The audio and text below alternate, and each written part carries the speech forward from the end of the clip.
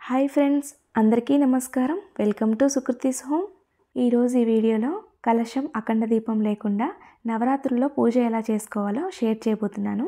నవ అంటే నూతనమైన, రాత్రులంటే జ్ఞానాన్ని ప్రసాదించేవి. కనుక ఆశ్వయుజ మాసం శుక్ల పాడ్యమి నుండి 9 రోజులు కూడా దేవీ మాతను విశేష పూజలతో అర్చించడం వలన 1 సంవత్సర కాలంలో చేసే పూజాఫలం లభిస్తుందని పురాణాలు చెప్తున్నాయి. పాడ్యమి రోజు పూజ మొదలు పెట్టాలి అనుకున్నప్పుడు అమావాస్య రోజు రాత్రి నుండే ఉపవాసం చేయాలి. పాడ్యమి రోజు ఉదయాన్నే ఇల్లంతా శుద్ధి చేసి ఇంటి ముందు వాకిట్లో ముగ్గులు పెట్టుకొని గడపలు బుధించి బొట్లతో అలంకరించుకొని తలారా స్నానం చేసి పూజకు సిద్ధమవ్వాలి. ఈ 9 రోజులు కూడా వాకిలి నిండుగా అలంకరించుకోవాలి. వాకిలి చూసే ఆ అమ్మవారు ఇంట్లో అడుగు పెడుతుంది అంటారు. అలానే ఇంట్లో ఒక ప్రదేశంలో 9 రోజులు కూడా అమ్మవారి పీఠాన్ని ఉంచే వీలుగా చూసుకొని జాగుతో కానీ పసుపుతో కానీ అలకాలి.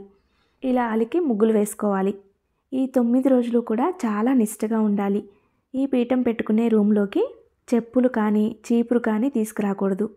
ఇలా ముగ్గులు వేసుకొని అమ్మవారి పీఠం కోసం ఒక పీటకి పసుపు బుధించి బియ్యం పిండితో అష్టదళ పద్మం ముగ్గు వేసుకొని పసుపు కుంకుమ అలంకరించుకొని అమ్మవారికి ఎంతో ప్రీతికరమైన ఎరుపు జాకెట్ ముక్కని పరుచుకోవాలి. ఈ పీఠం మీద అమ్మవారి ఫోటో పెట్టుకోవడానికి 3 గుప్పెళ్ళు కానీ 5 గుప్పెళ్ళు కానీ బియ్యం పోసుకోవాలి.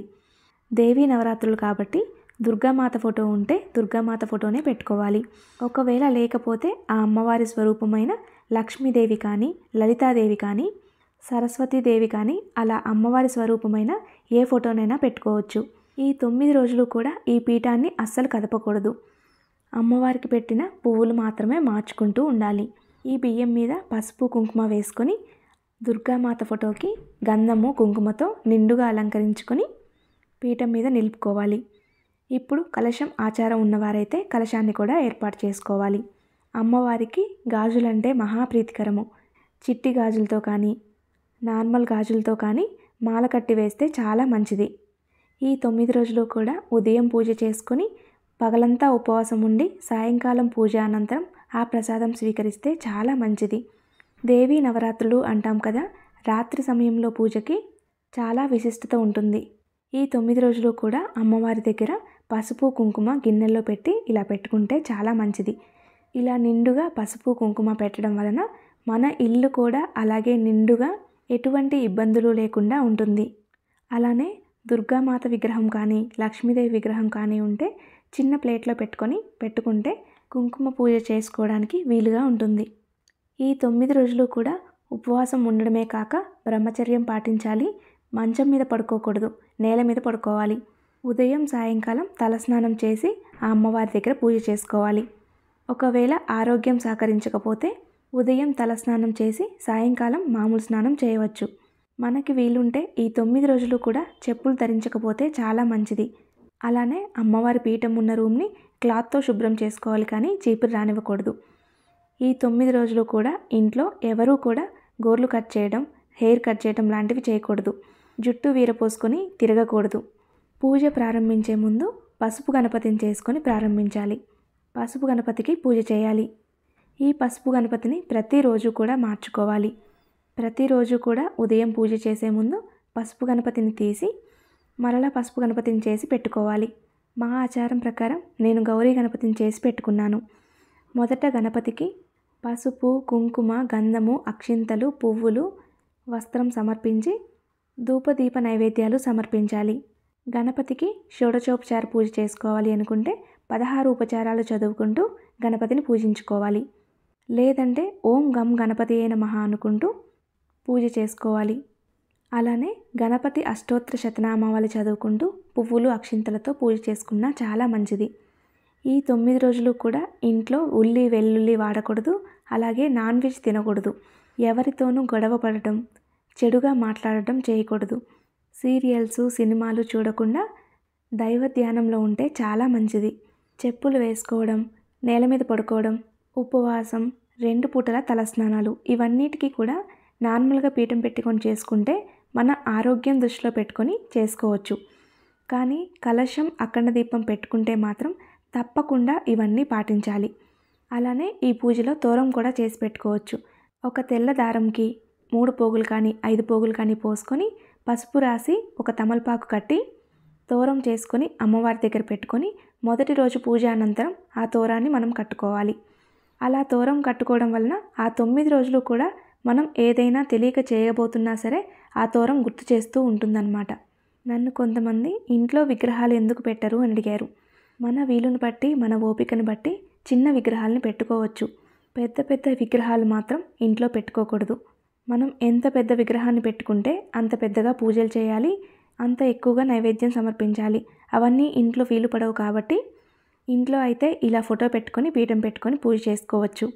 ఈ గౌరీ గణపతి పూజ ఎలా చేసుకోవాలి అనేది మన ఛానల్లో ఆల్రెడీ ఉందండి. ఇంట్రెస్ట్ ఉంటే చెక్ చేయండి, లింక్ కింద డిస్క్రిప్షన్లో ఇస్తాను.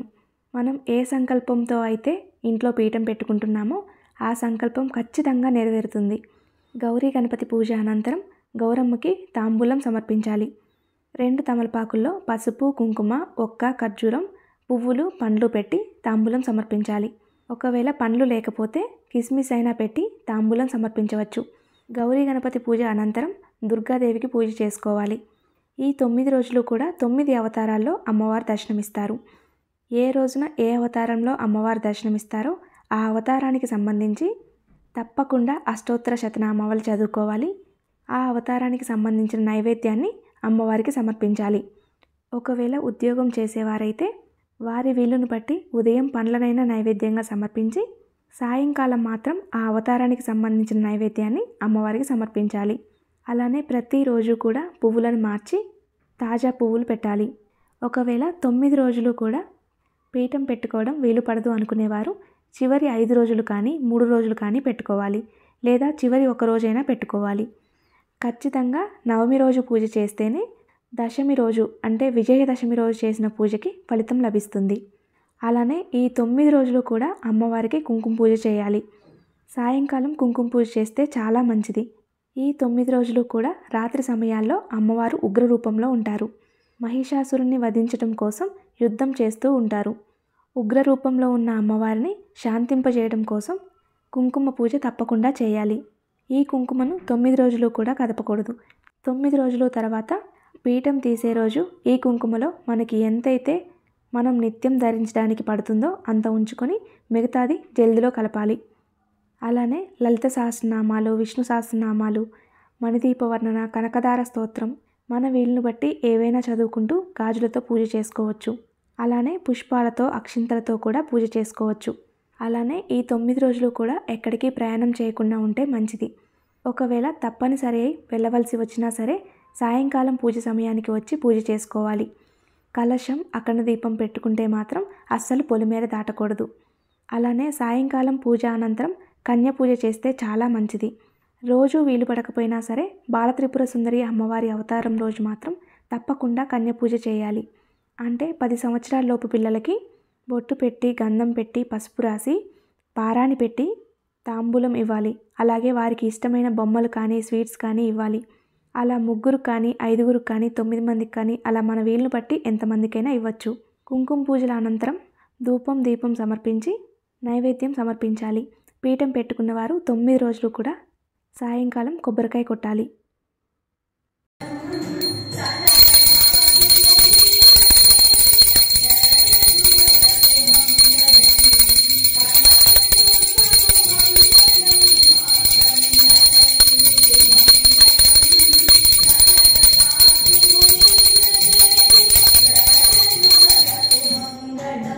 ఆ దుర్గాదేవికి మంగళహారతి చూపించి మనం కూడా హారతి తీసుకోవాలి. ఆ తర్వాత 3 సార్లు కూడా ఆత్మప్రదక్షిణ చేసుకోవాలి. ఈ 9 రోజులు కూడా తప్పకుండా ఉదయం సాయంకాలం ధూపం వేయాలి. ఇలా పీఠం పెట్టుకొని నిష్టగా 9 రోజులు పూజ చేసుకుంటే కలశం, అఖండ దీపం పెట్టకపోయినా సరే పెట్టుకున్నంత ఫలితం లభిస్తుంది. మీకు కూడా 9 రోజులు పీఠం పెట్టుకొని పూజ చేసేంత శక్తిని ఆ అమ్మవారు ప్రసాదించాలని, ఆ అమ్మవారి అనుగ్రహం తప్పకుండా మీ అందరికీ ఉండాలని మనస్ఫూర్తిగా కోరుకుంటున్నాను. తెలుసుకున్నారు కదండి, అఖండ దీపం, కలశం పెట్టకుండా దేవీ నవరాత్రుల్లో పూజ ఎలా చేసుకోవాలి అనేది. మీకు కానీ ఈ వీడియో నచ్చినట్లయితే లైక్ చేయండి, మీ స్నేహితులకి, బంధువులకి షేర్ చేయండి. మరిన్ని వీడియోస్ కోసం మన ఛానల్ సబ్స్క్రైబ్ చేసుకోండి. ధన్యవాదములు.